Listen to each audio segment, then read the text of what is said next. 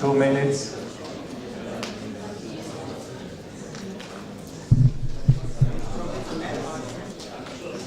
We continue with the physics fights, the second stage, second round.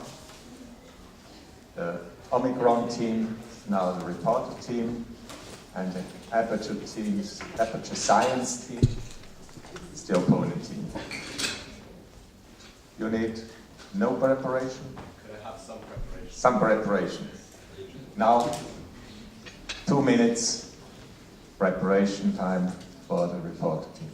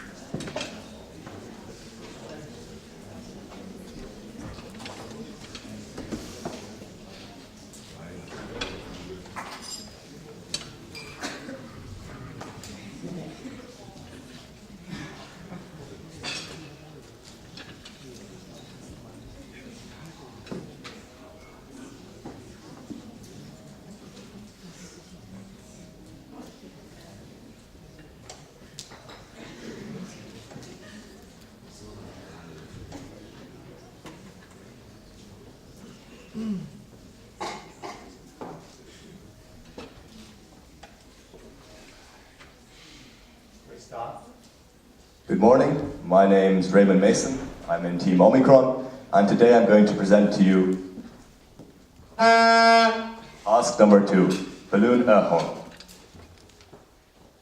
Task reads as follows.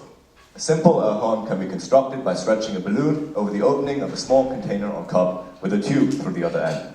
Blowing through a small hole in the side of the container can produce a sound. Investigate how relevant parameters affect this sound.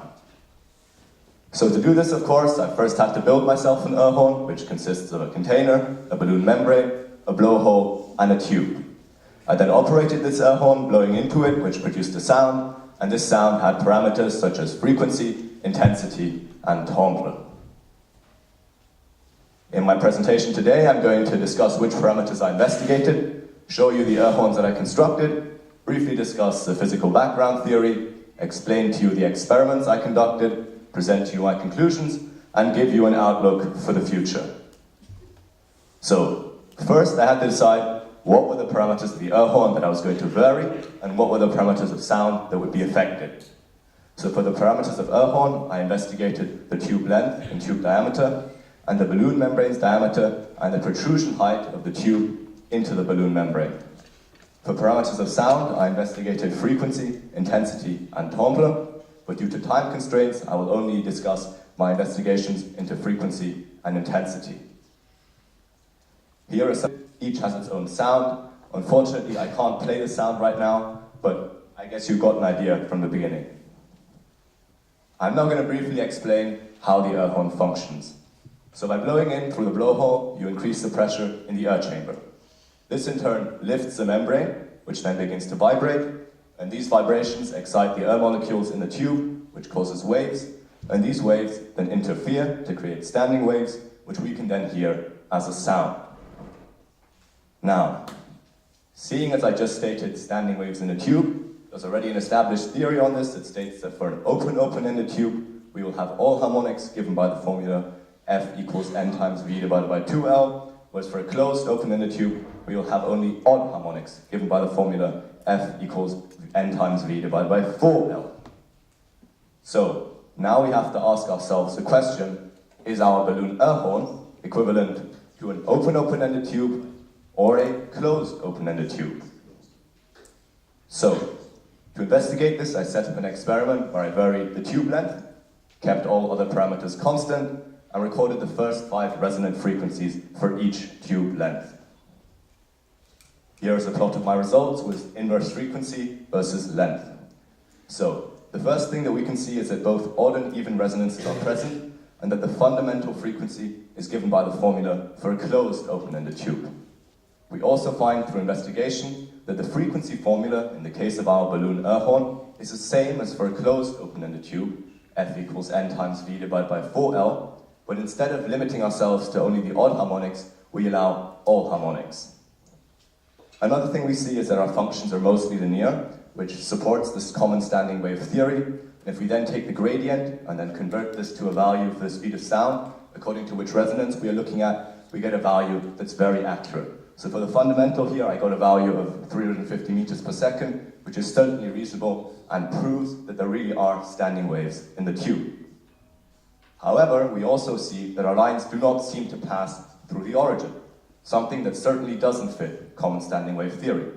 Since according to common standing wave theory, the frequency should be infinite at a length of 0, and thus the inverse frequency should be 0 at a length of 0. So I now had to ask myself the question, why is this so? So to investigate this, I made more measurements at a short tube length to see if I could catch some kind of systematic pattern. So I'm now going to zoom in on that partition. Now, as you can see, we see our functions flattening off, becoming non-linear. This I can explain using the common phenomena of an N correction, which is universally applicable for standing waves in a tube.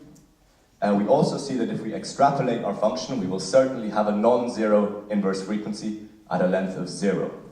So what that means is we have a finite frequency at a length of 0, something that certainly doesn't fit common standing wave theory. So I had to ask myself the question, how do I adapt my theoretical model that I originally had with standing waves to encompass this new discovery? So some conclusions that came to my mind was that the finite frequency at a length of 0 could very well be the membrane's vibration frequency. And that's a conclusion that I went with, and I thought that maybe this membrane vibration frequency has an effect on the sound frequency. So to further investigate this, I set up an experiment where I investigated the vibration of the balloon membrane. So to do this, I placed a reflective foil on the balloon membrane, pointed a super bright LED at this reflective foil, which in turn caused the light to be reflected onto a light sensor, which was in a circuit such that a variation in light would cause a variation in voltage that would be registered by an oscilloscope. So if I blow into the air horn, the membrane vibrates, thus a different amount of light lands onto the light sensor, and thus I have a variation in voltage that is registered by my oscilloscope. And here you can see a picture of what I saw on the oscilloscope, and we can see that the motion is certainly periodic, and we can even find the fundamental frequency of membrane vibration using the inverse of the time period that we can read off. Most importantly, we find that for a short tube length, the fundamental frequency of membrane vibration that we see on the oscilloscope is the same as the fundamental frequency that we read off on our audio spectrum analyzer. So in this case, we had a fundamental frequency of 220 Hertz for the sound, and the fundamental frequency of membrane vibration was also around 220 Hertz. Furthermore, we can see that the curve shown on the oscilloscope is a not simple harmonic oscillation, but in fact an imperfect sine wave, which means using a Fourier analysis, we can represent it as a multitude of sine waves, where each multiple is an integer multiple, which is a reason that even for short tube length, we still have integer harmonics that we can see on our audio spectrum analyzer. Now, seeing as the frequency of membrane vibration is so important for a short tube length, in fact it governs what the frequency of sound will be, I thought it would be quite interesting and also useful to see if I could model or find this frequency of membrane vibration as a function of other parameters. And the idea that I came up with was to model the membrane as a mass spring system. So the idea behind this is that for a mass spring system, the frequency is given by the formula shown, and we now simply have to define what K and M are. So for M, we have to decide whether we consider that the entire balloon membrane is vibrating, or whether really only the inner part of the balloon membrane covering the inner tube is truly vibrating. Therefore, we have two possible mass values. For K, the spring constant, we use the derivative of the force per protrusion height. The force we can calculate with the formula F equals P times A. And to do this experiment, I then recorded the minimum pressure required for each protrusion height to create a sound. I then converted this pressure into a force using the cross-sectional area of the larger tube of the balloon membrane. And this force I then plotted versus protrusion height to find the derivative and thus the effective spring constant at any given protrusion height. So as I said, here is the plot of force versus protrusion height. And as you can see, we can now find the gradient at any point, and thus we can find what K effective is at any protrusion height. So I then used the formula I showed you earlier to convert that into a frequency, and now we have three plots here. So the purple plot is when we use the formula showed earlier, the theoretical formula, and we use the mass of the inner membrane only. The red plot is if we use the mass of the entire balloon membrane, and the blue curve is the experimental curve, which is totally independent of the theory. So the first thing that we see is that the blue curve is systematically larger than the red, but systematically less, which means that our model of the membrane, it's a mass spring system, is certainly accurate and viable. The next thing that we see is that the blue curve tends rather towards the red curve than the purple curve, which means that if we were to try and theoretically calculate this frequency of membrane vibration, we should use a median value of the two masses, which tends rather towards the mass of the entire balloon membrane. After these thorough investigations and discoveries, I had to correct my theoretical model. So the conclusion I came to was that the correction needs to have a small effect at a large tube length and a large effect at a small tube length. We also found that the membrane vibration frequency is critical at a short tube length. Thus, I came to the conclusion that the frequency of sound that we hear is a combination of the membrane vibration frequency and the standing waves and their frequency in the tube. And I devised an equation to first approximation that roughly describes this behavior. Please note that the delta L value here is the value that originates from the end correction, and this is between 0.3 and 0.6, since it depends on whether it's an open or a closed open in the tube. And in our case, when we approach a value for the length, which is practically equivalent to the diameter, we have what we could call a hyper-end correction, which makes it very, very strong. So it could be even higher than 0.6. But once again, this is simply an equation to first approximation, so I would like to improve on that in the future. After thoroughly investigating frequency, I moved on to investigate sound intensity, possibly as a function of pressure. So here's a plot of sound intensity in decibel versus pressure in millimeters of water. And there's two conclusions we can draw from this graph. The first one being that we have what we could call an opening pressure. So it's basically a step function for greater and greater protrusion heights, and thus we see that our membrane has two modes. It's either open or closed. And this value that determines whether it's open or closed we could call an opening pressure value, and this seems to be dependent on the protrusion height. So the more you stick it out, the tenser the membrane, the more minimum pressure you need to create a sound, to open the membrane. The second conclusion we draw is that the maximum sound intensity is always the same regardless of how much pressure we apply or what the protrusion height is. And I believe that this is limited by the balloon air horn's construction, because in the industry, the construction is very different. They use metal membranes, and they use electronic pressure sources, and they often don't even have a tube, since they're only interested in the sound intensity and not the frequency. I then investigated sound intensity possibly as a function of tube diameter. I found no systematic variation, so I decided the tube area doesn't affect sound intensity. I also have a very plausible explanation for this, but due to time constraints, I will not present it right now. So in conclusion, we found that the membrane vibrates at both odd and even, we found that the air horn resonates at both odd and even harmonics, that it follows standing wave theory at long tube length, less so at short tube length. We found in conclusion that the frequency of sound we hear is a combination of the membrane vibration frequency and the standing waves and their frequency. We found that the balloon air horn switches on at a certain pressure, which is dependent on the protrusion height, that the maximum sound intensity is independent of the blowing pressure and the tube diameter. For the future, I want to better my quantitative model, build maybe some kind of instrument with the information I've gathered. I've in fact built a flute already, and I'd like to investigate the effect of material maybe on timbre.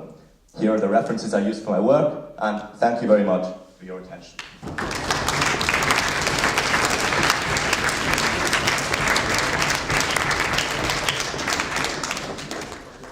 Now the opponent team has 2 minutes to prepare the opposition.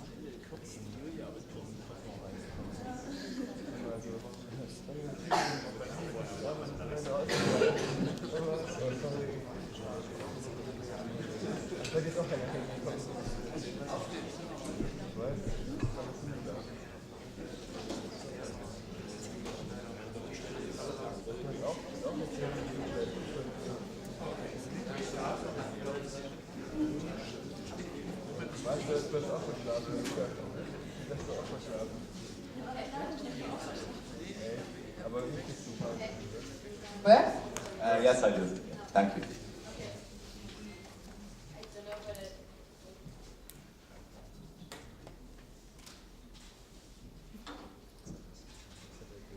I think it's out of battery. I know it's turned on. Hello?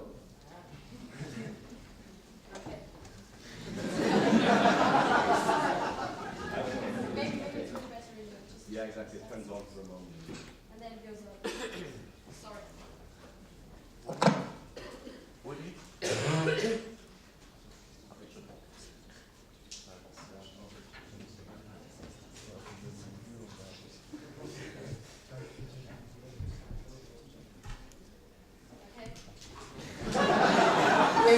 Okay, I think now it works. No. I'm sorry. Okay. Yeah. First of all, thank you for your nice presentation. I think it was really, yeah, good. Yeah, well done. The task, you did lots of measurements and you built a really nice home that we heard it really works. And also compared some parameters that I think is quite nice. But of course, I have some questions to ask you about. And first of all, I would like to ask you to go to your quantitative explanation, really at the first beginning that you had.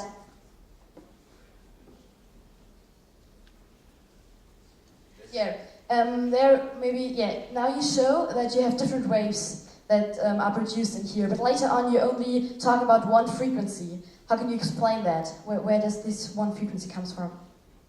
Well, for me, I think there's standing waves in the tube. I think that I proved that also with the graphs that I showed of inverse frequency versus length. So of course I could try and figure out what all the independent waves are that are in there that are interfering to create the standing waves, but at the end of the day, it's the standing waves that we hear as the sound. So I think it's more interesting to investigate the frequency of those and not the independent components that make them up. Okay, so you just decided to make your focus on these. Well, because they're the things that are producing the sound, I think it would be best to investigate the waves that really are responsible for what we hear.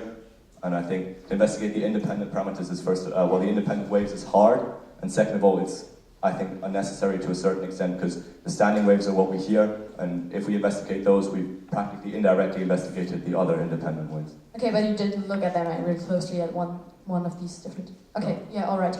So maybe another question to your where you tried to find out that it was an open end or an open closed. You stressed on it again and again, and you looked at the calculations and thought, okay, which one fits better, which formula. But can you also look at your construction and see what might be the most easier or the most logical explanation? Well, I mean, at the beginning I also tried to look at the construction, maybe there was an obvious answer. And when I did so, I saw, okay, this end we could take as probably open. And this end, the question is, does a membrane count as closed or open? And when I was doing the explanation in the presentation, I simplified it by saying that the frequency of the air horn is given by the formula for a closed, open, and a tube. What's in fact happening is that we're kind of oscillating between the formulas for a closed, open, and for an open. Okay, yeah, I understand really, but do you just think you simulated it and thought which one fits better? Well, I didn't simulate it, I did the experiment and I plotted my data, and using the data I plotted, I found that it's simplified, we can say that it's a frequency. But you don't have any explanation that you think, okay, that's more logical even, and now you proved it with your... Well, I think the explanation is that one moment it's open, because it's vibrating, so one moment it's taken out, and the next moment it's hitting in. So basically you're kind of oscillating between open and closed. And I think that's why you might have these two different frequent formulas that you're oscillating between. If you'd like, I could write it up, because it's a bit confusing, I think. No, it's all right. I just wondered if you just can explain it that way too. Well, but I'd like maybe to explain it. maybe let's switch to the threshold. That I wondered if you have found out.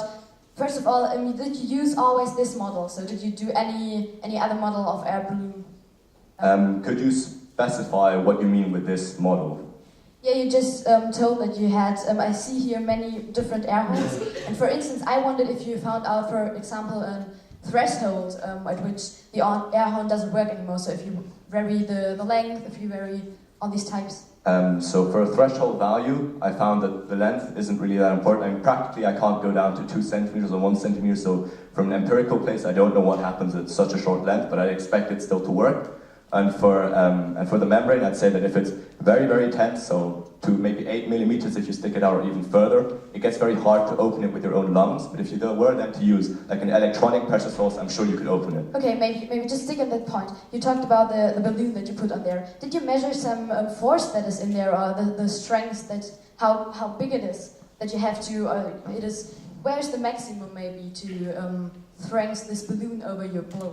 Could you please repeat the question, because I didn't completely understand Yeah, what you sorry. So if you just measured how high is the pressure here that you use for this balloon. So if you have different balloons, or if you have it, you also, I think it was H, your parameter that you use here. I think that really influences the stretching of the balloon. Yeah, definitely.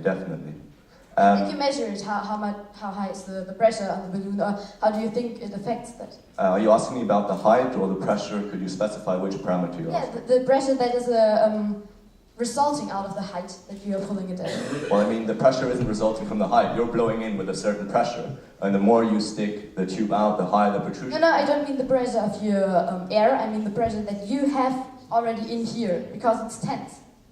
Well, the reason it's tense is that you're pushing the tube past the membrane. And yes, there's some kind of tension in there, and you can in fact measure that using Laplace's law and wall tension. But seeing as I thought I was just interested in how the membrane acted, I thought it would be easier to model it using the protrusion height rather than the wall tension, since it's quite complicated. You can't do it analytically, you need to do it numerically, and it's a lot of work to always work out what the radius of curvature is. If you want, I can write a quick formula.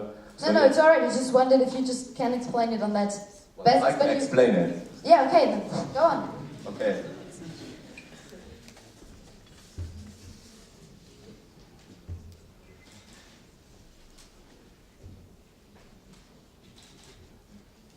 Okay, so you'll like to explain it? Yeah, so basically we can find the wall tension as a parameter instead of the protrusion height, and this can be dependent also on the membrane you use, the elasticity of it, and it's also kind of dependent on the pressure and the radius of curvature. But how much is your experiment you can reproduce it? Because I think that after a while also the balloon just getting outweighted, and then it changes. So in respect to that, I definitely took into account the Mullins effect. So before doing all my measurements, I made sure to stretch my membrane once or twice to ensure that I didn't have the maximum force. And then after that, the variations are so small that it doesn't make such a big impact anymore. Okay, yeah, that's correct. That's just, I wanted to hear. And can you switch to slide 15 maybe? Yes, certainly. Is it there? I think you... Yeah, you wanted to find out, if I got it right, if only the small piece of the membrane is, is moving, or the whole.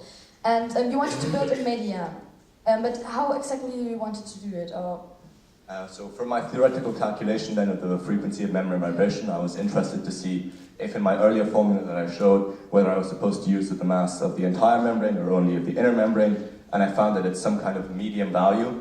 I didn't systematically find what maybe percentage of the entire membrane it is, but that's something possibly for the future to do. But at the time I thought, after theoretically investigating it, I didn't think in the end that it was too important. But maybe just switch to that. So you again only just try to measure it, and you find out, okay, that's the best one.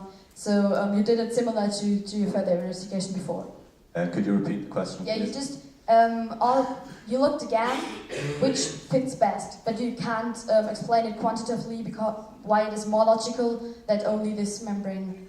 Well, the way that I tried to explain it would be that when I was doing my experiments, I also looked at the membrane, of course, and what I saw to a certain extent was that when it was vibrating, it would sometimes have the balloon membrane kind of going into the tube, kind of out, which led me at first to the assumption that it was only this part that was vibrating, only the inner. That's why I had these two plots. When later I came to the conclusion, when I looked at it even more, you saw that if you consider the entire thing here, it basically forms a sphere. As long as your protrusion height isn't too extreme, it forms a sphere that you can clearly see. And the fact that it forms a sphere from this shape that it originally had, I think proves to me that it's mostly this part vibrating here.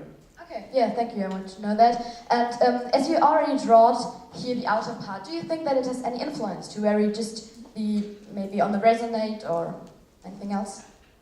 I don't fully understand your question. Could you repeat? Yeah, if you Please, have sorry. just if you just change this one, this class outside. Oh, you mean the earth chamber? Okay, yeah, of course. That you already draw also in here. So I think it will influence the membrane as well as also your resonating body. So. Well, the first thing here is, this is very bad drawing, I apologize, but this is supposed to be the membrane when it's blown out, and this is supposed to be the membrane when it's relaxed. So it goes to its lowest potential energy state. When you're blowing in, it oscillates between this and this. So to your air chamber, this is the part here that's kind of badly drawn. This part here, to my conclusion, I think it's only the balloon membrane diameter here that is truly important. And I think that if you were to change the volume of the air chamber, even the shape, I don't think that would have any influence on any of the parameters. Okay, so no influence at all? No. Okay, and if you just also consider that in industry they only look at the amplitude to make it as loud as possible, what can you imagine is the really best fit for that? So what is the perfect air horn for that?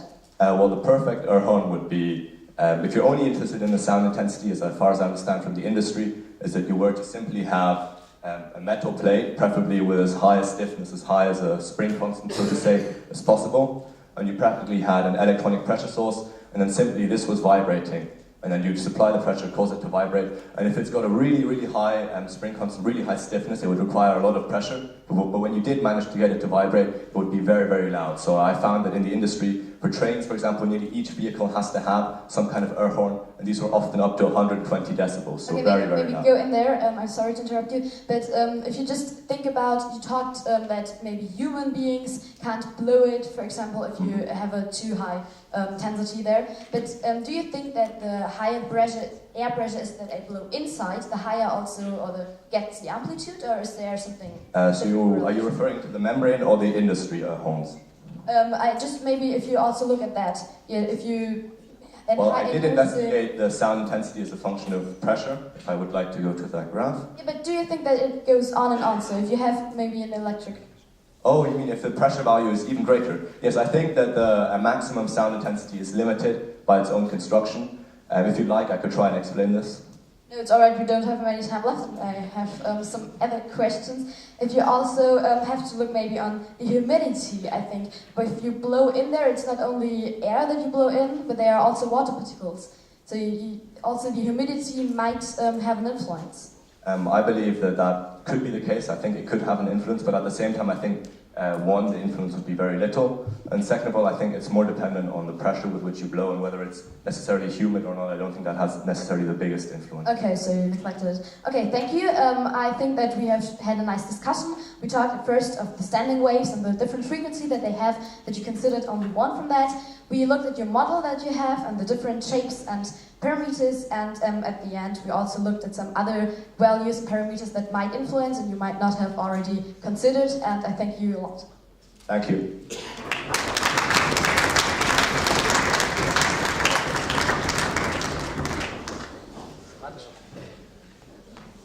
Now, jury members have time to give some questions to reporter and opponent.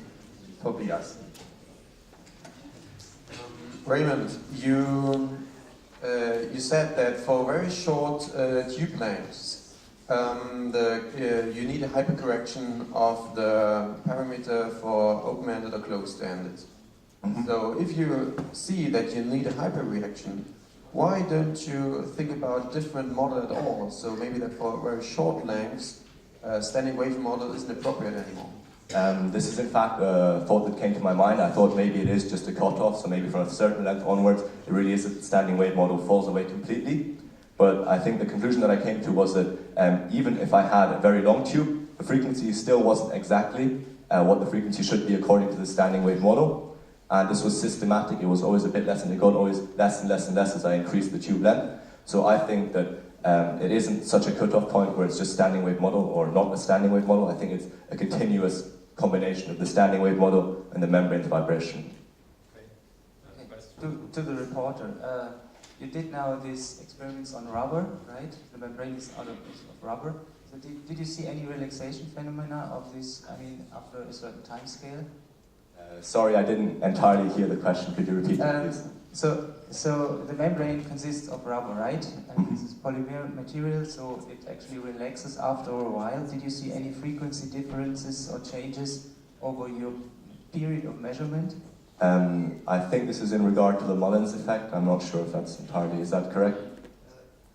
Okay, so for the Mullins effect, I did stretch it once or twice before my measurements, but after that I thought that the variation in the tension of it wouldn't be so noticeable to influence the frequency, but certainly for the future I think that would certainly be a good point to investigate. Also, maybe on a point of that, I think that the air horn could be a good way of measuring rubber if it were to be used in some kind of industry.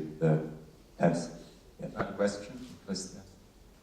To the opponent and to the reporter as well afterwards, you said that, first to the opponent, that the level of sound mainly depends on the tension of the membrane.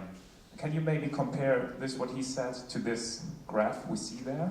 Just that the tension. That the tension of the membrane affects the sound intensity. Do we see that in there? So I would say you in here mainly see the relation to the pressure and sound intensity, but that you notice that it's not. I think it's really important that you have these cross, that it doesn't go, slight each to each other or next to each other, but that you have the cross and it just examines. So I think it really has an important effect that he did. The reporter.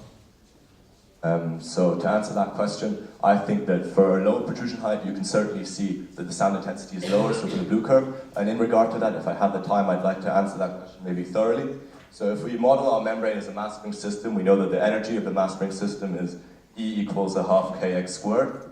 And we can consider that the displacement of the membrane is practically constant, or that it can't change that much because it has to have a spherical shape, and it can't go that much into the tube, so that's a constant. So the only parameter that could change is our spring constant, and if we go to our graph of force versus protrusion height, we see that it's constant for the later protrusion heights. So the energy is constant and it can't be high sound intensity. No more questions? Then jury members, please start with the grades.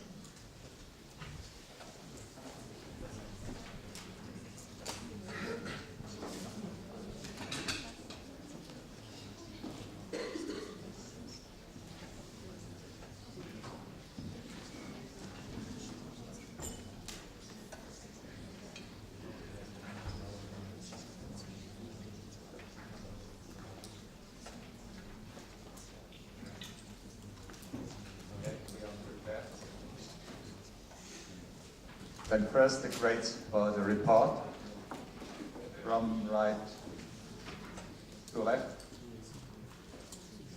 7, 8, 9, 8, 10, 9, 9, 8, 9, 8.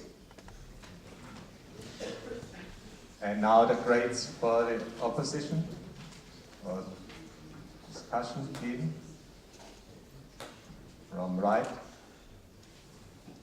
5, 6, 8, 7, 9, 9, 9, 8, 8, 7.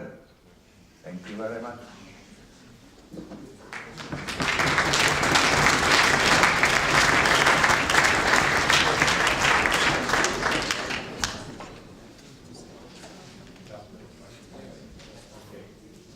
I think